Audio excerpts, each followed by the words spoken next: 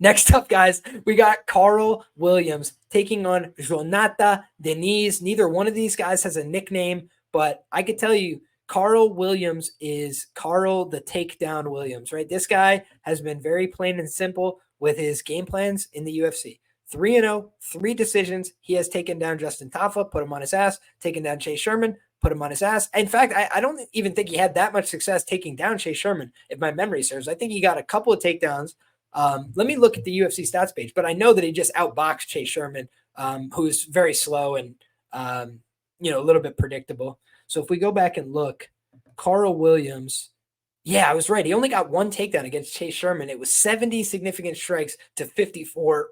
Meanwhile, against Lukas Brzeski, he was able to take him down 8 times. Got a knockdown as well in that fight, 38 significant strikes, beat Jimmy Lawson, a Penn State wrestler, a guy who I saw wrestle in the rack at Rutgers, right? Jimmy Lawson, I saw him wrestle in person as a member of the Penn State roster when I was young, coming up on my own wrestling journey. And I knew Jimmy Lawson was a good wrestler. I believe he's a Tom DeBoss purple belt as well at the time. And this dude just went out there and got owned by Karl Williams. So if there's one thing I've learned about Karl Williams, he's strong. He doesn't look like that much, but he's a good fighter. He just takes people down. He just holds on to him. He knows what he needs to do to win. He ain't trying to finish the fight. He doesn't care about impressing nobody. He just takes people down and beats them. He just wins the fight. Now, if you look at the downside of Karl Williams is a liability on the feet. I do think he's a walking KO loss waiting to happen. He's only lost via submission so far in his career. He got submitted on the amateur scene via armbar in the first round by Thailand Mattress, which is a hilarious name, and I want to just meet that guy. And also, he got triangle choked as a professional by Jason Butcher, 12-4 pro, when he was just 3-0 as a professional. So this guy's been willing to take on some tough challenges on the regional scene, kind of paid for that. And then he went back to fighting more reasonable levels of competition. If you look, a couple guys have tried to pull out of these fights with him. I believe he fought, one of the Tafa brothers. He's supposed to fight the other Tafa brother. And for me, Karl Williams is basically just a guy that has, half decent stand-up. He can throw a little bit on the feet if he needs to, if he gets stuck there. But he's not a prolific boxer. He's not going to set the world on fire on the feet. Justin Tafa was landing huge shots on him, but he was able to just so easily take him down. There was no resistance whatsoever. And Jhonata Diniz, he's a guy that basically knows everybody that he fights is going to try and take him down. He comes from a kickboxing background. He was a high-level kickboxer. He was dangerous. He has knockouts. He's a powerful guy. And in mixed martial arts, that's what we've seen. Knockout, knockout, knockout, knockout, knockout, right? He just likes to go out there, knock people out, 7 up, 7 down, all knockouts. And when I'm thinking about this fight, I do think it's a pretty binary fight. I see the way that this goes is either being Karl Williams, via top game dominance, right? Or Jhonata Diniz is probably going to knock out Karl Williams, because if Justin Tafa is putting you on ice skates and hurting you pretty bad, then Jhonata Diniz can do the exact same thing, I feel. He's a heavy set guy. He's a guy that has some heft behind his shots. He throws with a lot of power. And he showed in that last fight, he can get taken down, get controlled a little bit, come back out and still knock you out, right? And that's the problem. It's like, if you're Karl Williams, what is the problem with his style? There's nothing wrong with going out there and winning 15-minute decisions. But if you have to be out there for 15 minutes every time, it is going to give opportunities for people to hurt you, people to clip you, people to knock you out. And if you could go out there like Tom Aspinall, clean everybody up in 1 minute, it makes it really hard for the other guy to get something going, right? He's already gone in a minute. Kind of mitigates risk in its own way. Whereas the longer you're out there, think about Usman and Leon, right? For a long time, it looked like Usman was doing great. Then he got head kicked and the fight's over. So it's just like, the longer you spend out there doing well, the more time that the other guy has to make a small adjustment and win the fight. Now, I think that Dixon makes a good point here, which is Diniz made Austin Lane look like Khabib. I think there's 2 points to consider here. Number one, Austin Lane is a legitimate professional athlete, right? If you look at Austin Lane, he has no business standing on the feet with these guys. He's a walking liability on the feet.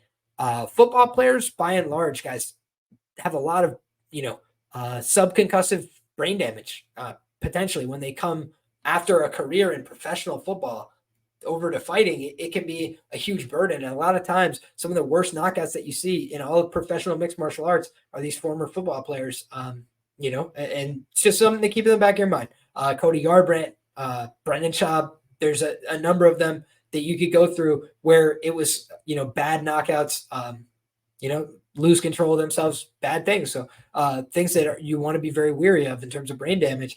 And the one thing about Austin Lane and these football players is they do have, football player athleticism, right? Like most fighters in the UFC, a lot of professional athletes in the UFC aren't the highest level professional athletes in the world. Some of them are, right? You could think of some of them. George St. Pierre is just an elite athlete. Some of these guys are elite athletes.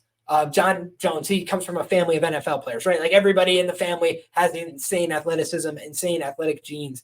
But you look at some of these players that come from major professional sports, millions and $1 million contracts on the line for these guys, way different scale, pricing, all these things than mixed martial arts. There's a reason why, especially in the light heavyweight division, sometimes they're a little talent thin. These big guys have other options for pro sports. They can go do other things, make more money doing something else with less brain damage. And so I do think to myself, Austin Lane knew I need to go out there and go for takedowns, need to sell out for these. And he went out there and did it, used his athleticism, got to some blast double legs. Football players know how to tackle you, right? It's not like they're incompetent, but it's just as the fight wore on, Austin Lane, not a natural wrestler, not a natural grappler, couldn't keep it going. I don't think that at all is the problem for Karl Williams. My problem with Karl Williams is that I just don't see him as a guy who's trying to finish these fights, right? Like I don't see Karl Williams going out there and trying to put anybody away. Luca Bresky, we just saw over the weekend, Luca Bresky easily got put away, right? But it's like this guy, Karl Williams, has been, out there for how much time going on. And it's like he could just find a way to stretch anybody to the 15-minute decision, it feels like.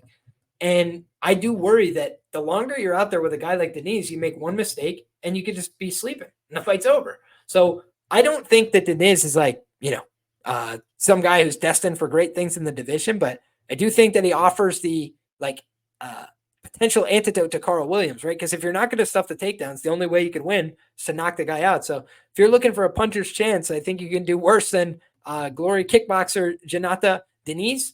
But I also don't think that he's a super high-level prospect. He's 33 years of age. Karl Williams is 34. Neither one of these guys is a spring chicken. And meanwhile, Diniz pretty front-loaded as a KO artist. And Karl Williams is a guy pretty consistent with the takedowns. But I personally think that the UFC can't wait for this guy to get knocked out because I don't think he moves units. I don't think he's an interesting conversationalist or a talker, anything like that. So just a functional, effective wrestler, and that's enough to win decent number of fights in the heavyweight division. So I look forward to Karl Williams versus Robelis de Spain.